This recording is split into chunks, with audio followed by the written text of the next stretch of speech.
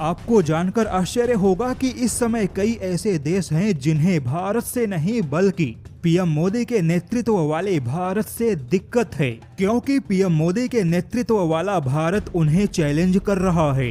ऐसे देशों का मानना है कि पीएम मोदी के आने से पहले इनके लिए सब कुछ ठीक था, किंतु पीएम मोदी के आने के बाद भारत के साथ रिश्ते बिगड़ गए। लेकिन कई सारे ऐसे देश भी हैं जो यह मानते हैं कि पीएम मोदी का आना उनके लिए वरदान से कम नहीं है, जैसे कि आर्मेनिया, संयुक्त अरब अमीरात, वियतनाम और ताइवान जैसे देश पीएम मोदी के नेतृत्व और नीतियों से काफी खुश हैं। लेकिन वहीं अजरबैजान, तुर्की, पाकिस्तान, चाइना और अब कट्टरपंथी बन चुका बांग्लादेश भी पीएम मोदी से खुश नहीं है। वहीं अजरबैजान तो इस समय भारत को लेकर दुखी आत्मा बना बैठा है। अजरबैजान ने अपना दुख दर्द सुनाते हुए कहा कि हम तो पिछले 30 सालों से पाकिस्तान का समर्थन कर रहे हैं, लेकिन पहले भारत को कभी इतनी कोई दिक्कत नहीं हुई, किंतु अब वही भारत हर मोर्चे पर अजरबैजान को चैलेंज कर रहा है।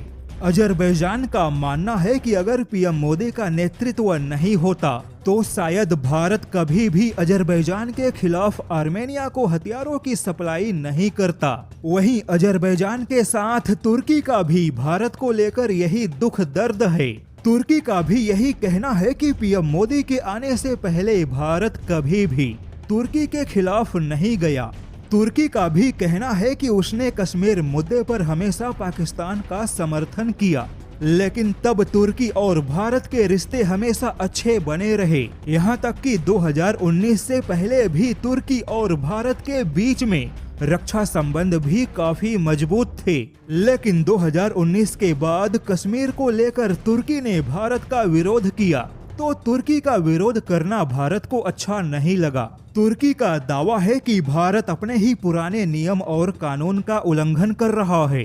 भारत का अपना ही नियम था कि युद्ध के क्षेत्र में या युद्ध में उलझे दो देशों में से किसी को भी भारत हथियारों की सप्लाई नहीं करेगा, यानी कि भारत हमेशा गुट निरपेक्ष रहेगा। लेकिन भारत अपना ही नियम तोड़ते हुए आर्मेनिया को एक तरफा हथियारों की सप्लाई कर रहा है, यानी कि ऐसे देशों को भारत से दिक्कत नहीं थी, बल्कि ऐसे देशों को पीएम मोदी के नेतृत्व वाले भारत से दिक्कत हो रही है।